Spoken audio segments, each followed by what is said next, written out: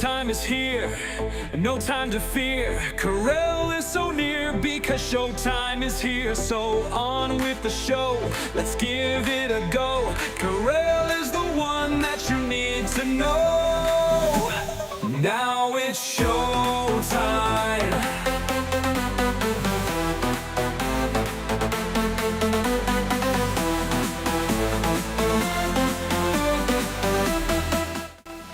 It's here, Santa's big night. It is Christmas Eve. We're going to talk about why we celebrate and what's the history of some of our favorite songs on this fabulous Christmas Eve 2025. Uncensored, unfiltered, unhinged. It's the Karel Cast. Listen daily on your favorite streaming service.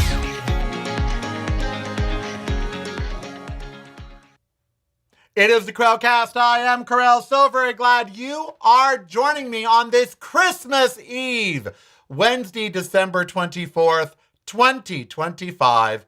We made it, ladies and gentlemen, the holiday season. This is it. This is the peak of the holiday season. The next thing is New Year's Eve, and then nothing until Valentine's Day after that.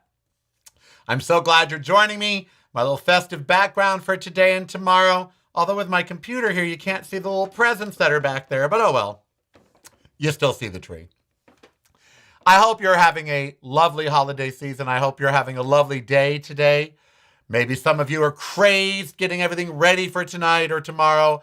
Maybe some of you aren't doing a thing. Maybe you don't even have a tree up and you're just chilling. Whatever you might be doing, I'm so honored and glad to be here with you on this Christmas Eve, my 63rd Christmas Eve of my lifetime. But I can probably remember like 59 of them? 50, yeah, about 50. When you're about 4 or 5 is when you start remembering. And, before we begin with the history of Christmas and all of that, I just really wanted to let today's show be as nostalgic as you want to be. Look, I grew up poor, but I still loved Christmas Eve. Oh, how I loved it. Because I knew no matter what, the next morning, my parents would still have something special for me. If Mom sold Avon, I might just get Avon. I didn't always get the fancy presents, the bicycles, the telescopes. I did get wonderful things, though, throughout the years. Chemistry sets that they won't even sell today because we could blow people up. Oh, wood-burning kits where we could literally burn people's eyes out with them. Our toys when we were kids were murderous, weren't they? We could... there's so many different toys that we had that could blow up or blow things up or kill us. Jarts, those outdoor lawn darts, jarts, I got some of those. You hurled those through the air. If you missed, you could impale somebody. But oh well, we all managed, we all lived. And so it was a really nostalgic time. My parents would let me stay up late because at the 11 o'clock news, they would lead the news with the Santa Tracker. How many of you remember the Santa Tracker? They would lead the news with the Santa Tracker. And it was from NORAD, the Air Force. The Air Force kept track of where Santa was. Now, you can't explain to a kid that in order for Santa to get all over the world in one night to deliver toys, he would need a wormhole, or he would need a cornhole. No, different Santa. Or he would need, he would need to travel at the speed of light, and NORAD wouldn't be able to track him, but you couldn't tell a kid that. Oh, no, he was over the North Pole. He's heading to North America. Oh, it was magic is what it was. We were innocent, 1965, 66, 64, 63, I was a kid at 62 and born in 62, so it was magical times. Christmas was less. When I say less, we didn't have it for months. We had it after Black Friday. And it wasn't as commercial as it is today. It really was more about family and gatherings and, yes, presents. Who am I kidding? God, how many of you tortured your parents on Christmas morning? I mean, that's what they're there for, right? Now I wake up at 4:30 in the morning to pee. On Christmas morning as a kid, I woke up at 4:30 in the morning to get up and get my presents. Oh, and my parents would always be like, oh, let us make coffee. No! You're not supposed to do anything. You're supposed to just march out to that tree and watch me open my gifts. And it was always a big deal at our house, opening the presents, whether it was one present or 5, it didn't matter. We got to open one tonight on Christmas Eve. Now, Christmas Eve is more Christmas to me than, Christmas Day. Christmas Day is kind of anticlimactic for me. I don't know about you. But remember on Christmas Day, tomorrow morning, when you would go out and everybody was out playing with their new Christmas gifts? That doesn't happen anymore. But wasn't that cool when it did? People would have their new bikes, their new skates, their new telescopes, their new this, their new that. If you're not visiting reallykarel.com daily, you're missing out. Get the podcast, videos, and the blog, including recipes at reallykarel.com. That's really KAREL.com. Showtime is here, no time to fear. Karel is so near because showtime is here. So on with the show, let's give it a go. Karel is the one that you need to know. So please share with me down below some of your Christmas Eve memories. I'm sure some of us have had some pretty crappy Christmas Eves. I have.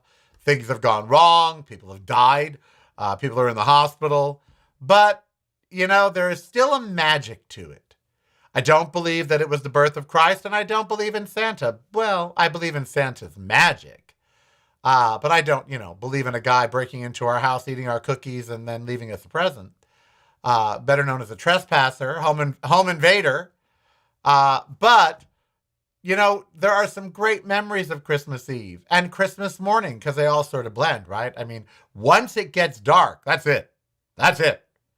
For me, on Christmas Eve, once it gets dark, it's Christmas. That's it.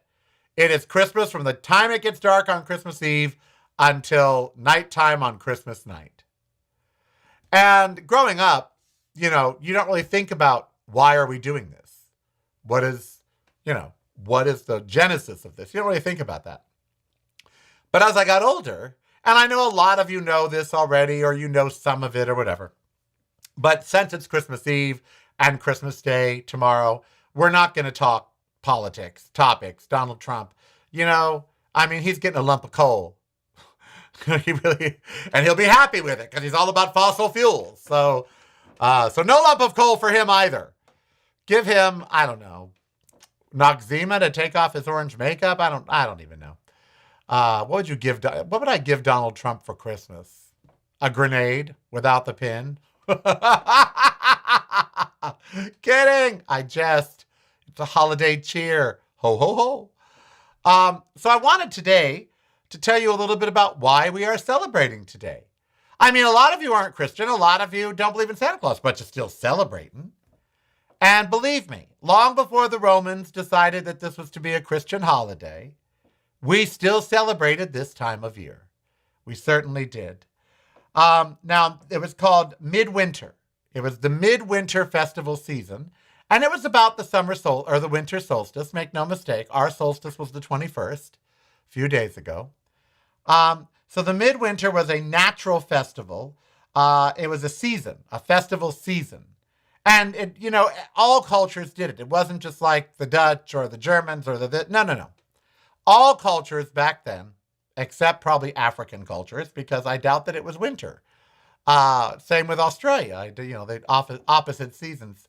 But in the northern hemispheres, there was a natural festival season long before Christianity. Harvest was stored, nights were the longest, communities gathered for warmth, for light, and for hope. Across Europe and the Mediterranean, winter festivals often shared recurring motifs: evergreens, candles, fires, feasting, social release, getting drunk, getting crazy, dancing, and gift giving. Now remember the evergreens. We'll talk about them. So Saturnalia, which you all probably know about, was Roman, and it was in mid to late December.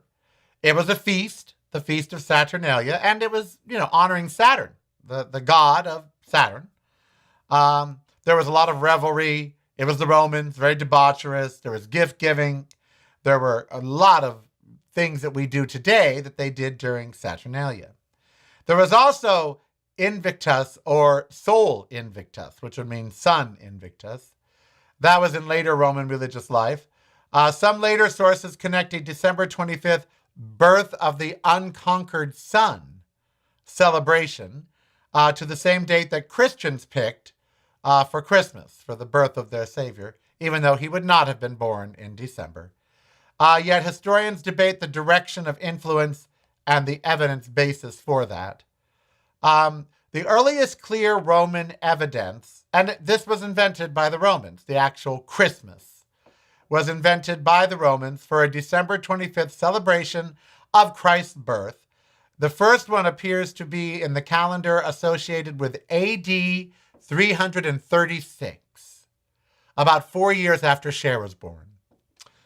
Kidding. So AD 336, often discussed via the Philotian material compiled later on. So why December 25th, you ask? Well, there's two main explanations. The first is the internal Christian calculation theory. March 25th was treated as the date of the Annunciation and sometimes the crucifixion. Adding 9 months yields December 25th. Festival competition and cultural overlay theory. That was that Christians may have emphasized the date in a culture already rich with midwinter festivals. Later, Roman solar observances may have overlapped or competed. So they picked a date that had things going on, but wasn't the date of the thing going on. They tried to put it around those festivals so they could get people involved. Roman Empire and appropriation, what got absorbed. Christian leaders generally rejected pagan worship, but they did repurpose familial seasonal symbols such as lights, greenery, and feasting into new Christian meanings. In other words, Christians made stuff up. What tends to carry towards in later Christmas culture is public feasting. That was a big deal. Special meals, celebratory meals with charity, family. Greenery, evergreens, and wreaths as symbols of life, symbols of hope, and symbols of endurance during winter. They brought evergreens into their house to give them endurance to get through the winter where it was very bleak and there was nothing green outside and all the crops and plants were dead. And so the evergreen was still green. So they brought it into their house as a way of easing the winter and knowing that the spring would be coming. Candles and lights as symbols of guidance, hope, and, in the Christian setting, the light of Christ. But basically, candles and Christmas lights happened because it got dark so frickin' early, 4 p.m. So to make it seem less dreary and horrible, candles and Christmas lights. The modern Christmas tree tradition is strongly associated with German-speaking Europeans from the 16th century. It spread through Britain and the U.S. in the 19th century. Early tree decorations commonly referenced in historical include apples. That's why we have red Christmas ornaments, nuts, wafers, paper ornaments, ribbons, and candles. Candles could burn the tree. That, it was a problem. In the U.S., the tree became mainstream in the 1800s. Mass-produced ornaments and retail culture accelerated the look we have today. Those started in the 1800s as well. So that's pretty new here in America, the 1800s. When you consider Christmas started back in 336, it's pretty new. Before electricity, candles on trees were useful. They were beautiful and extremely hazardous. Electric holiday lighting spread gradually. The U.S. visibility increased with high-profile displays, including the White House tree lighting ceremony in the 1800s, which was so important because many houses still didn't have electricity. So to see the White House light up a Christmas tree with electric lights, that was a miracle. It was like a Christmas miracle. Wreaths were, again, the evergreens. They have older classical meanings, victory and honor. And they were later a Christian symbol via the eternity circle. So Christmas wreath made out of evergreens symbolizes eternity and rebirth because of the green. The Advent wreath is commonly traced to 19th century German Protestants. Popular accounts credit Johann Heinrich Wickern with the candle wreath as a teaching tool. Mistletoe. Why do we kiss under the mistletoe? Mistletoe had long-standing folklore associations in Europe. The kissing custom appears much later and has debated origins. No one's quite sure, except that people were cold and horny. With evidence pointing to Britain in the 18th century, and it was popularized in literature, so people, did it. They read about it. So people in books stood under mistletoe and kissed, so people decided they wanted to do it too. Caroling, Christmas carols, which we'll talk about in a minute, it historically meant a song linked to a dance that later became strongly identified with religious and seasonal music, the word carol. But the word carol just typically meant a song. Wassailing and caroling, going house to house with songs while drinking, tie into older communal seasonal practices and became a Christmas staple over time, again, not starting until the 1700s. So some of the traditions are very new. 1700s, 1800s, 1500s for the Christmas tree, the 16th century Germany. Now, when it comes to Santa, there's some origins there, right? St. Nicholas was a 4th century bishop, so the 300s again. He became a legendary gift giver. I bet he did. And so he was the basis for Santa Claus. He was a bishop in the 4th century, in the 300s. The Dutch Sinterklaas contributes directly to the English Santa Claus. Sinter, Sinterklaas, Sinterklaas.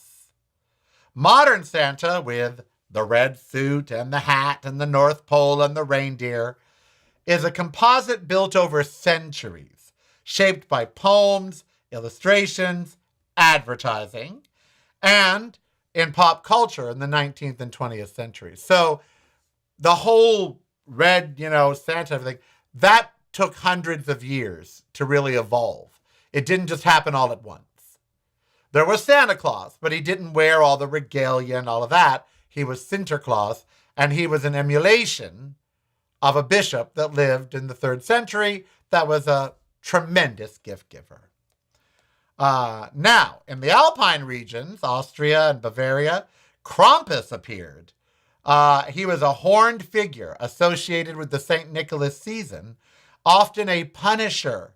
So Sinterklaas or St. Nicholas brought you the gifts if you were good.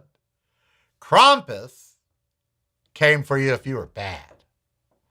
So Santa didn't punish bad kids or not give them gifts. St. Nick had nothing to do with that. He had a counterpart, Krampus. And so you wanted St. Nick to come. You didn't want Krampus to come. Krampus will be going to the White House this year, not St. Nick. So I hope they're not planning on seeing anybody dressed this way, because all they're going to see is a horned figure, because that's who deserves Krampus this year. Medieval and early modern Christmas, church observances, local feast, and seasonal misrule. That means partying. And community customs vary by region. They do.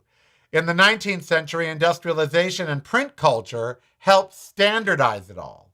All right? The family Christmas, the charity themes, and then, of course, retail became a part of Christmas in the 1800s. In the 20th century, we just ran with it. Movies, radio, TV, advertising, we just ran with it. So we really commercialized it. Really, really, really. So Christmas didn't just drop out of the sky fully formed. It's sort of a collage of winter solstice culture, Roman Empire politics, and of course, European folklore. The earliest clear December 25th evidence is in AD 336. And, you know, they emulated St. Nick because he was a good gift giver. Krampus? He did. And I know y'all have a few people that Krampus could go visit this year. I certainly do. Every member of the cabinet should get a visit from Krampus. Every one. As for St. Nick, I think each and every one of you deserves a visit from him. I really do. As we celebrate a sort of religious feast for some people, a seasonal human need for light and togetherness, that's really what this was about. It was like this need we had for light, for togetherness, for debauchery. And so these cultures and cultural phenomenons emerged. We're also going to talk about the history of Christmas carols, who wrote them, who sings some of your favorites, and some of the really odd history behind some of them coming up. So don't go anywhere. It is Christmas Eve. I am Karel, spending it here with you, and I'm so happy about that. Oh, I really am actually, though. I'm overjoyed with Christmas Eve. I really am. Thrilling.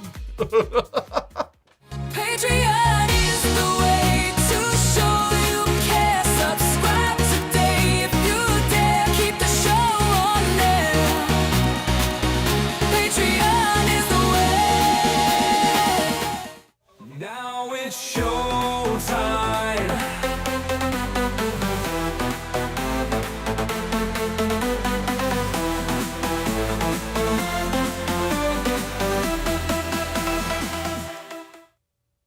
By the way, since Christmas is basically European, I open my presents Christmas Eve because that's Christmas morning in Europe.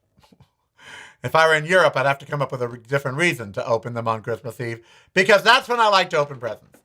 You know, I'll save one or two for Christmas morning, but Christmas Eve, I like to watch Scrooged, watch the 1939 version of A Christmas Carol, open some presents, have some vegan eggnog, which they just make with almond and coconut milk and some spices.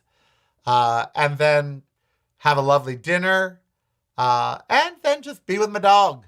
You know, that's a lovely Christmas. I don't know what you're doing tonight. What are you doing tonight? What are you doing tonight?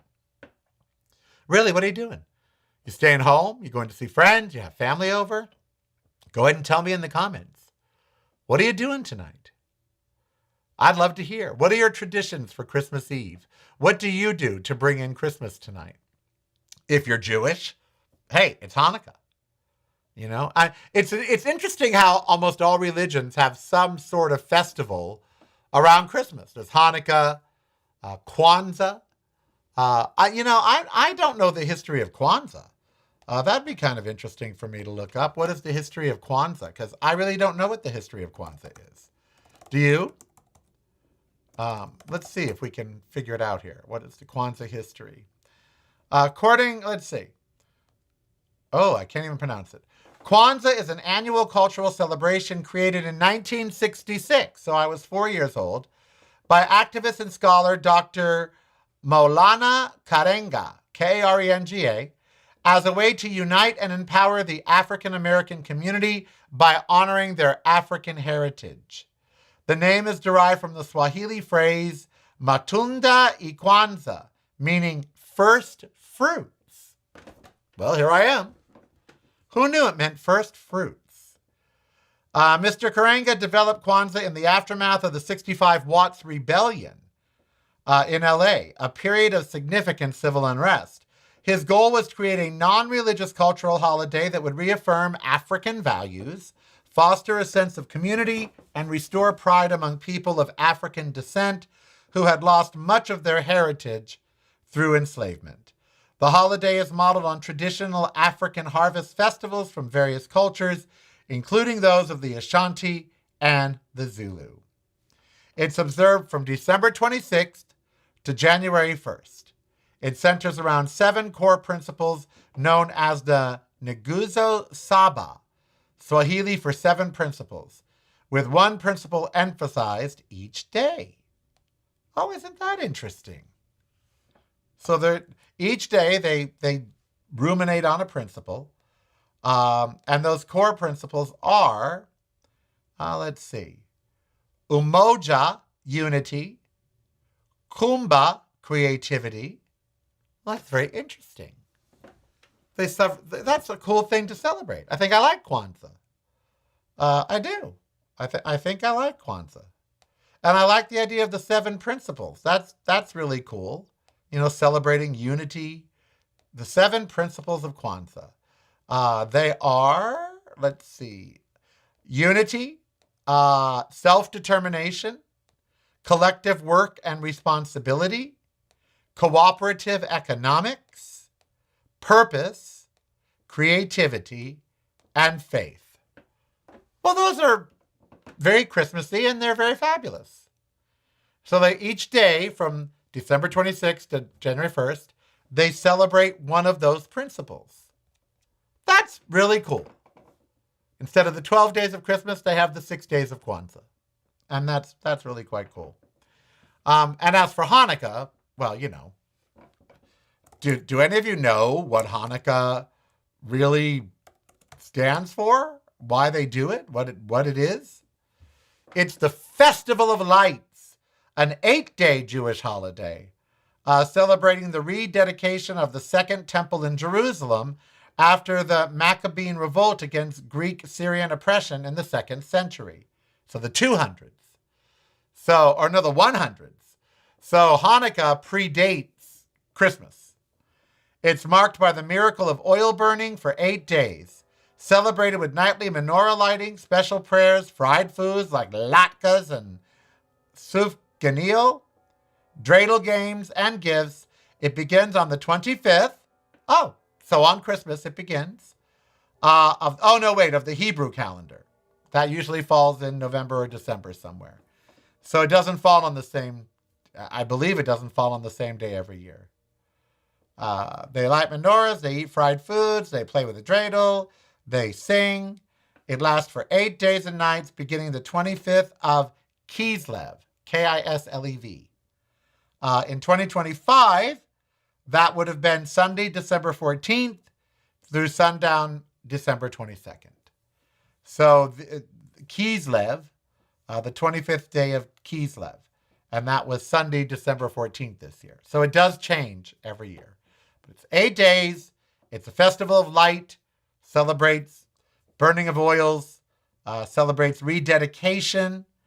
The word Hanukkah means dedication, commemorating the cleansing and redirection of the temple. That's really cool too. That's a cool thing to celebrate, as is Kwanzaa, as is Christmas. So lots of cultures celebrating this time of year. Pagans celebrating Festivus, celebrating the winter solstice. But all of us celebrating in December to break the monotony, to break up the winter. All right, when we come back, we're going to talk about the history of some really popular music. So one of them is the biggest selling single of all time. And another has very racist roots. And yet we sing it like it's a happy, joyful song. You're not going to believe that. I didn't believe it. I just found that out. Just found it out this week that one of our Christmas carols is basically racist. I imagine a lot. Well, White Christmas, hello. Doesn't say brown Christmas or a black Christmas. It's snow, Karel. It's snow. Yeah. MAGA's hoping for a white Christmas. I'll tell you that right now. All right. So we'll be back to talk about the history of songs on this Christmas Eve. I hope you've already started your Christmas Eve tradition, whatever that might be. I hope you're all cozy, snugs, and bugs and rugs. Or if it's hot where you are, like here in Vegas, it's going to be 70. Maybe you'll spend it by a pool. Who knows? I spent many a Christmas outside in Long Beach. We had barbecues on Christmas before. Oh, yes, girl. So come right back for part 2 of the Karel Cast, where we're going to talk Christmas music. Christmas music, which is over today, by the way. Tomorrow, no more Christmas music. That's it. Done. Over. You don't get to hear it on the 26th. No. It's broadcasting from a completely different point of view. Yours. Listen daily to the Karel Cast on your favorite streaming service.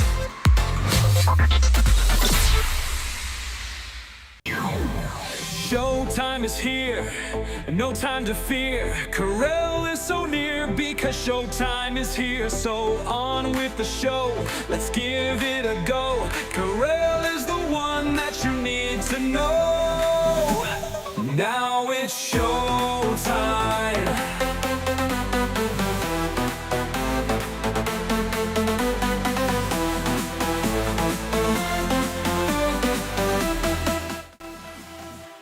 Alrighty, you know, you love all the Christmas carols, but do you really know what you're singing or why?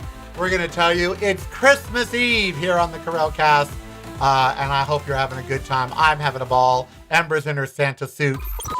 Uncensored, unfiltered, unhinged. It's the Karel Cast. Listen daily on your favorite streaming service.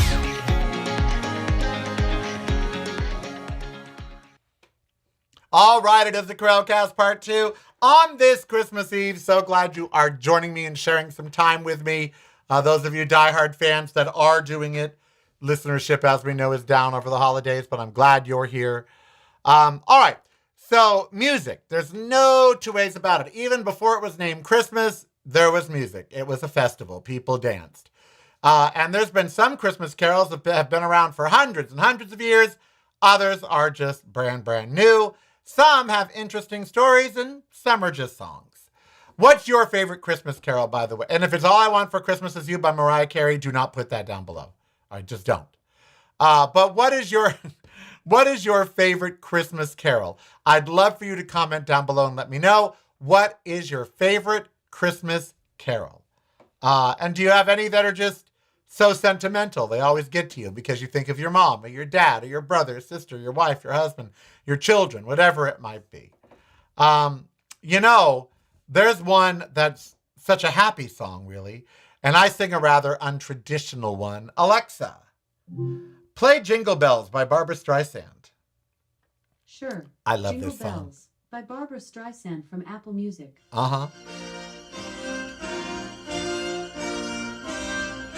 Jingle bells, jingle all the way. Oh, what fun it is to ride in a one-horse open sleigh. Hey, jingle bells, jingle all the way. Oh, what fun it is to ride in a one-horse open sleigh. A-dashing through the snow in a one-horse open sleigh. O'er the fields we go, laughing all the way. Hey, hey, hey, hey, hey, hey, hey, bells on bobtails ring, making spirits bright. Oh, what fun it is to sing a sleighing song tonight. Oh, jingle bells, jingle all the way. Oh, what fun it is to ride in a one-horse open sleigh. Hey, jingle bells, jingle all the way. Oh, what fun it is to ride in a one-horse open sleigh. A day or two ago, I thought I'd take a ride, and soon Miss Fanny Bright was seated by my side. The horse was lean and lank. Misfortune seemed his lot. He got into a drifting bank, and then we got upset. Jingle bells, jingle all the way. Oh, what fun it is to ride in a one-horse open sleigh. Hey, jingle bells, jingle all the way. So you get the point. Alexa, pause music. Dashing through the fields of white on this happy Christmas night. Off we go through the snow. Bells are ringing, we'll be singing jingle. Oh, get up there, Miss Ember. I can't move right now. I'm on air. I can't lift you up in the chair, girl. Yes, you can. You're singing jingle bells like a fool. You can help me. Oh, it's Christmas Eve. I'll help you up. You want to get up? All right, hold on, everybody. Ember needs up in the chair. Here we go. Come on. Up we go. There we go. Yes, see, I'm turning off lights. I'm all because I got to help my dog up in the chair, honey. It's Christmas Eve. You got to do it. Oh, and then she got down. That bitch. I get up, I pause the show to get my dog up in the chair, and she gets down afterwards. All right. So that's a happy song, right? Jingle Bells, and Barbara's version, very happy. It was written by James Lord Pierpont in 1857. It was originally entitled One Horse Open Sleigh. Here's the problem. James Pierpont was a minstrel show composer, a staunch racist. And the song was originally written for adult entertainment, not for children. Pierpont supported the Confederacy, and minstrel shows of the era were rooted in racism caricatures and blackface performances. Although the lyrics themselves do not contain any racial language, they do have some inferences in there. The cultural context of its creation places the song within a racist entertainment tradition. Now, Jingle Bells was the first song broadcast from space in 1965 during the Gemini 6 mission.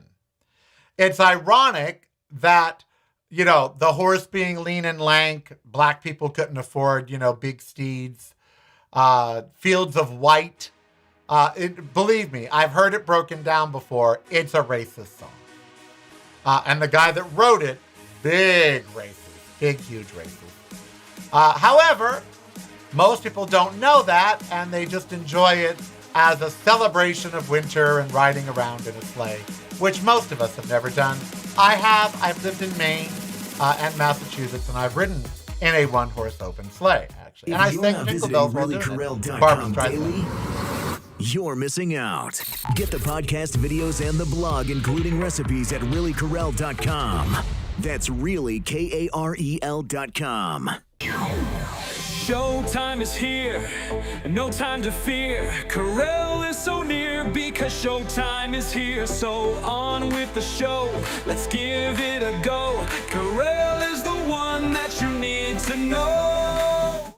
Alrighty, we are looking at some of our favorite Christmas tunes. We just found out that Jingle Bells, written in 1818 by Jingle Bells, written in 1857 by James Lord Pierpont, basically is rooted in racism, and he was a big racist himself. Predating that, another song you all know, Alexa, play Linda Eder, Silent Night. Sure. Silent Night by Linda Eder from Apple Music. Very beautiful.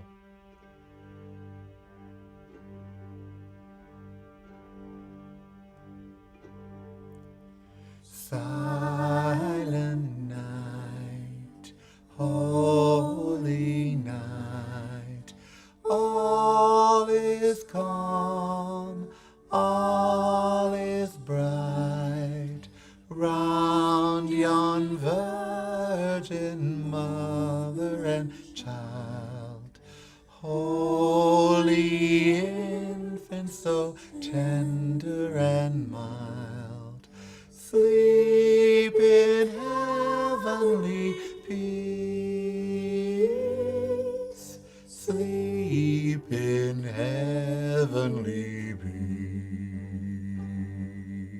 peace. Isn't it beautiful? Isn't it a marvelous song? Holy night,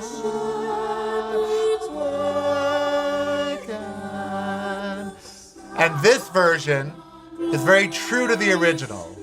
A choir and a string instrument.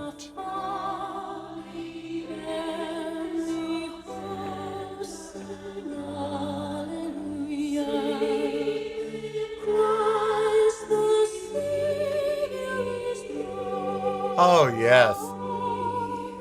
Christ the Savior is born. Hear that cello?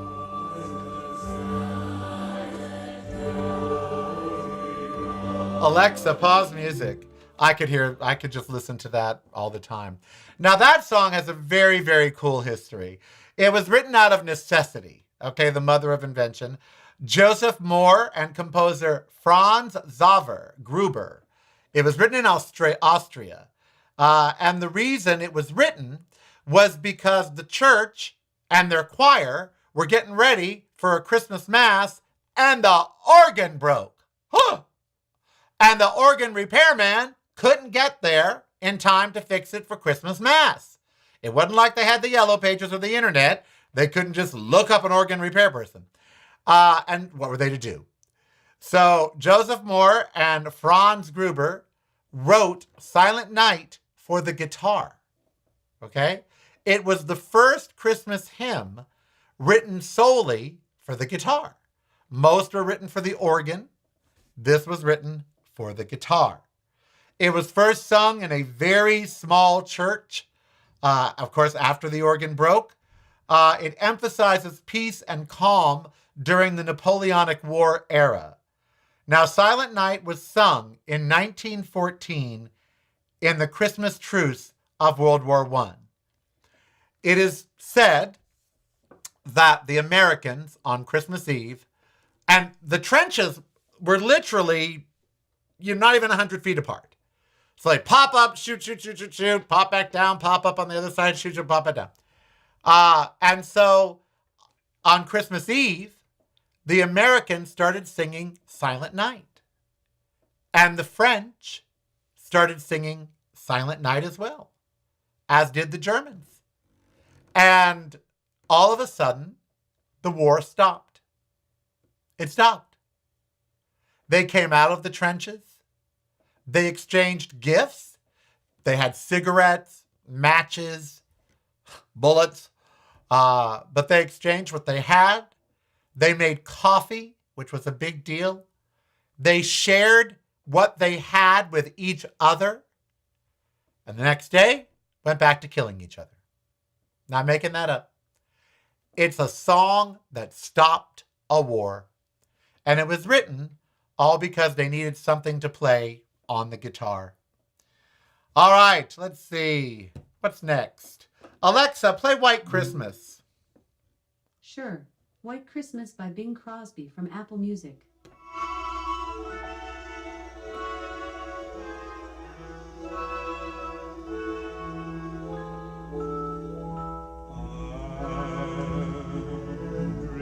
Of a white Christmas, just like the ones I used to know, where the trees... Oh, Bing. Alexa, stop. So this was written in 1942 for the movie. And Irving Berlin, was a Jewish immigrant from Russia. He went on to write with the best-selling single of all time. It is the best. Nothing has sold more copies than White Christmas. The song reflects nostalgia for an idealized, peaceful America during World War II. And it truly was about the war and having peace for an evening. And soldiers who were over in foreign lands were dreaming of being back in their own land with the White Christmas and all the Christmas things that they knew, because they, of course, didn't have those. Now, in something very interesting, the version that you just heard is from a 1947 re-recorded master. And that's because the 1942 master by Bing Crosby was used for reproduction so much, the master wore out. And Bing had to go back in 1947 and re-record it so they could make more records and more records and more records. The song was that popular. They wore out the master, and 5 years after it was originally written in 1942, in 1947, they had to re-record it so they could continue selling it. Isn't that something? Isn't that something? Alexa, play Deck the Halls. All right. Deck the Halls by Nat King Cole from Apple Music. Deck the halls with boughs of holly. Fa la la la la la la la la. 'Tis the season to be jolly. Da la la la la la la la la. Don we now our gay apparel. Fa la la fa la la fa la la. Told the ancient Yuletide carol. Fa la la la la la la la la. Alexa, stop. That's a very happy song, particularly by Nat King Cole. That is a traditional Welsh melody dating back to the 16th century. So the melody existed in the 1500s. Lyrics were added in 1862 by Thomas Oliphant. And he just took an old melody and put these lyrics to it in 1862. Now, Deck the Halls was originally a New Year's song. It wasn't a Christmas song.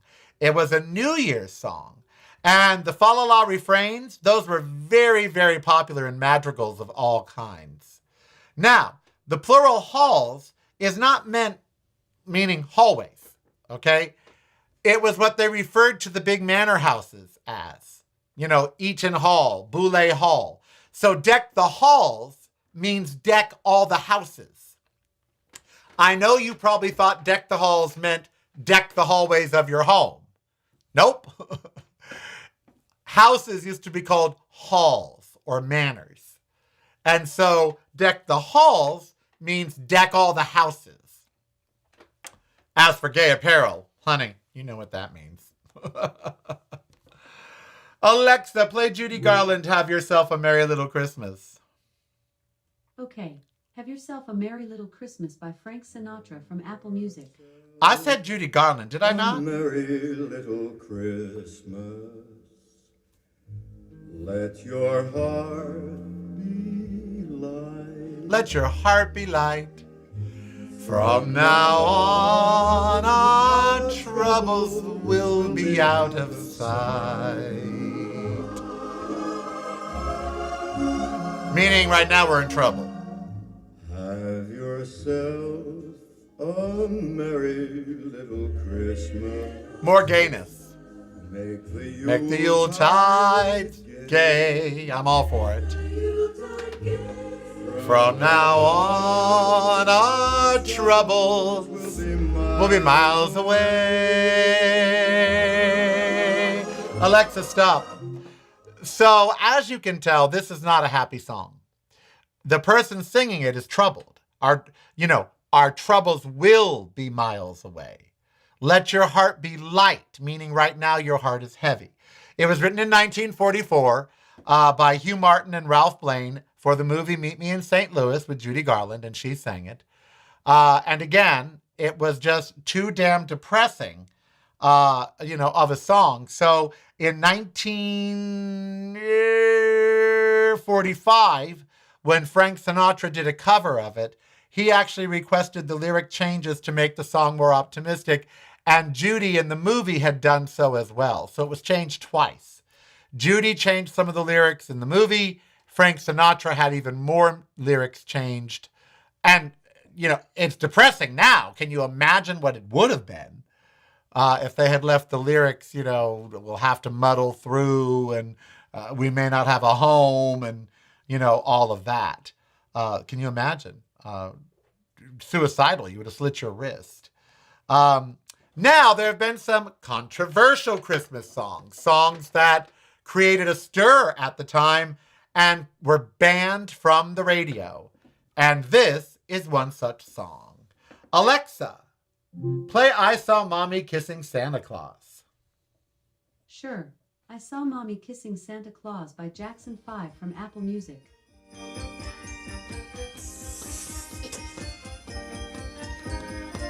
Wow! Mommy's kissing Santa Claus! Mommy's kissing Santa Claus. The whore. I saw Mommy kissing Santa Claus underneath the mistletoe last night. At least they were under mistletoe. She didn't see me creep. Didn't see me creep. He's a stalker. To have a peek.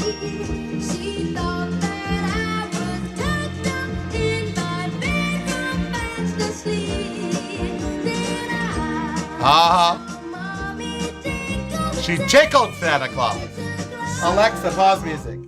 So when it originally came out in 1952, it was written by Tommy Connor in 1952.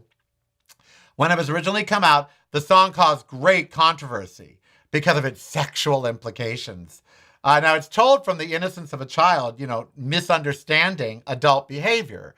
It's not Santa Claus she's kissing. It's Dad. He's dressed as Santa Claus. Many radio stations of the day refused to play the song.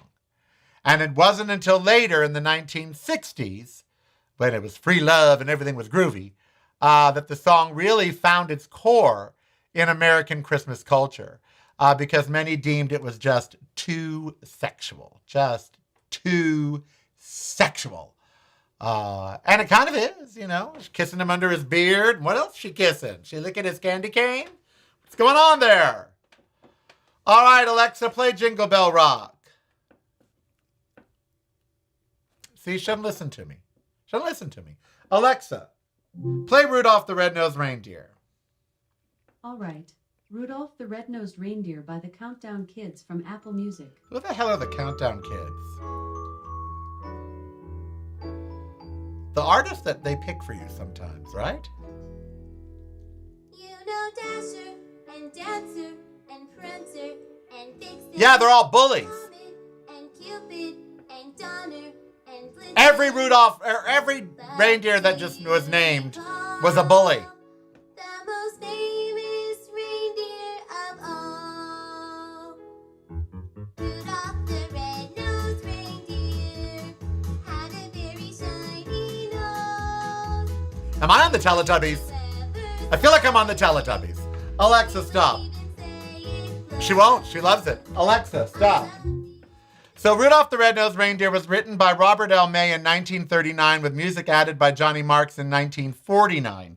In 1939, Robert L. May wrote Rudolph the Red-Nosed Reindeer, the story of Rudolph, as an insert for a Montgomery Ward's catalog. It was to sell things.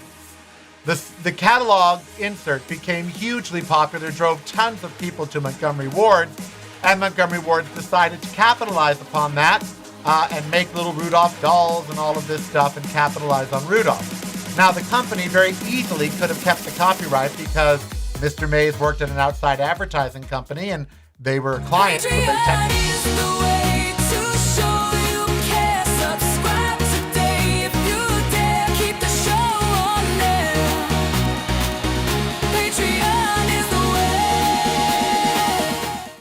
Now it's showtime.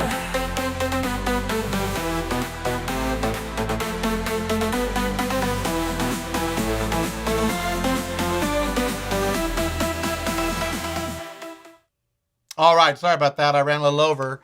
But, you know, he was an outside advertising agency firm, and he did this Rudolph insert, and Montgomery Ward's could have kept the copyright, but they did not.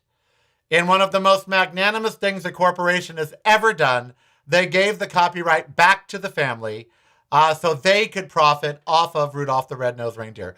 It became very, very popular. It became a Christmas special, as you know. It launched so many Christmas items. But it was originally a promotional giveaway for Montgomery Ward's.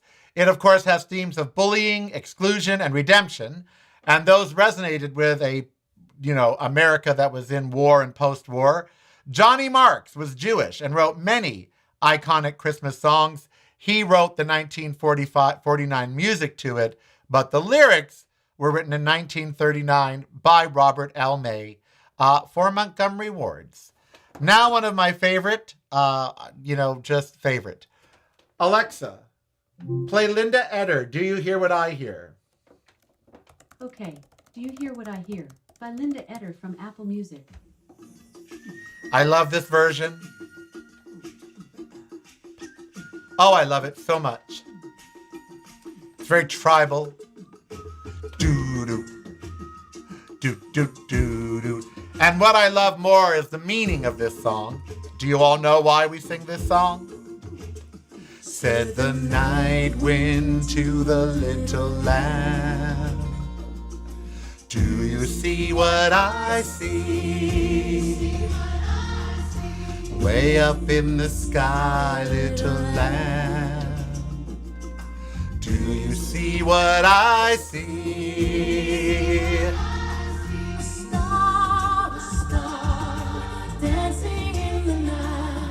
I love this song.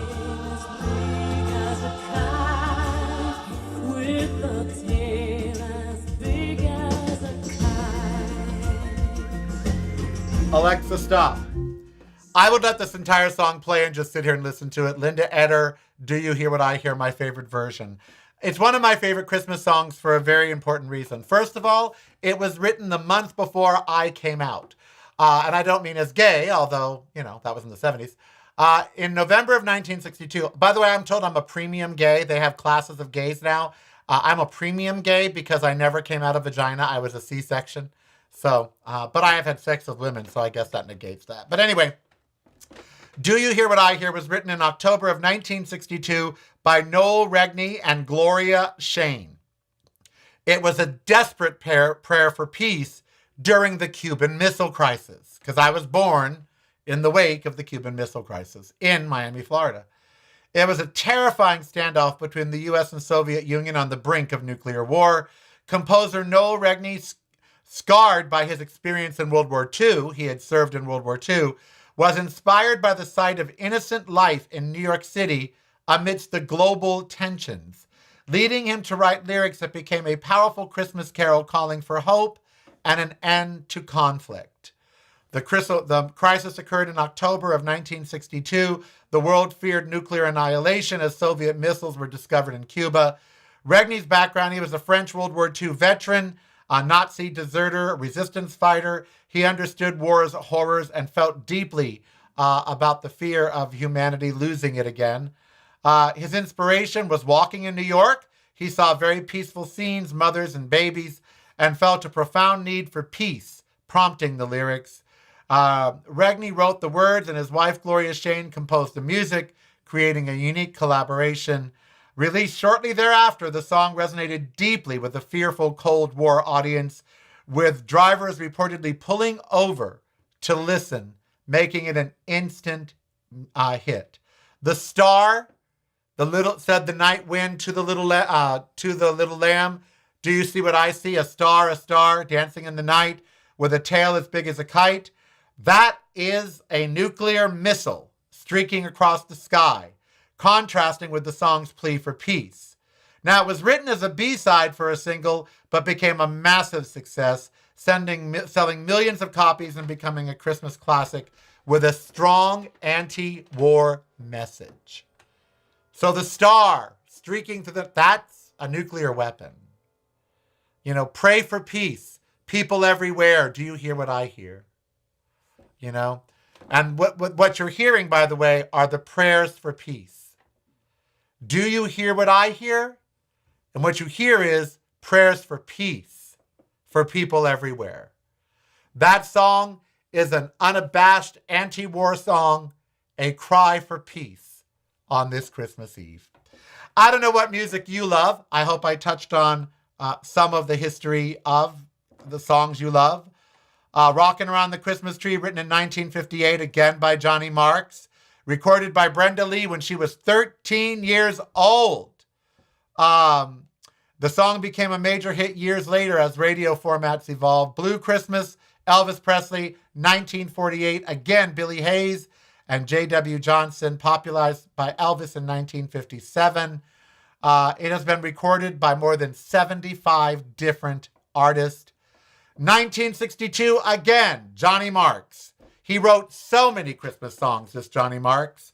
It was written for Rudolph the Red-Nosed Reindeer TV special. It was performed by Burl Ives, which single-handedly propelled it to #1 on the charts. And, of course, the one that makes me cry every year, Do They Know It's Christmas? I was there. It was a fabulous recording event.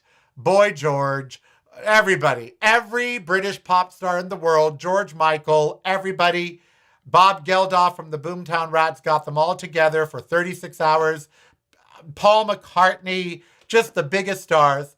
And it became one of the first big songs for charity for Christmas, written by Bob Geldof and Midge Ure. It was created to raise money for Ethiopian famine relief. Very impactful. Now, it's criticized for simplifying African life and the African realities. But it did launch Live Aid. Live Aid started because of Do They Know It's Christmas? So, Alexa, play Do They Know It's Christmas? Sure. Do They Know It's Christmas? Original 1984 version. by Band Aid from Apple Music. 1984. I was 22. I am Karel. Be who you want to be, so long it doesn't hurt anybody. Merry fucking Christmas, everybody. Oh, I'm going to cry. This song makes me cry every time. I hope you have a great Christmas Eve. I'll be with you tomorrow with more music. A history of my music tomorrow. Songs I've recorded and why. We must share a smile of joy Throw your arms around the world. It's broadcasting from a completely different point of view. Yours. Listen daily to the Karel Cast on your favorite streaming service. Say it for the other one.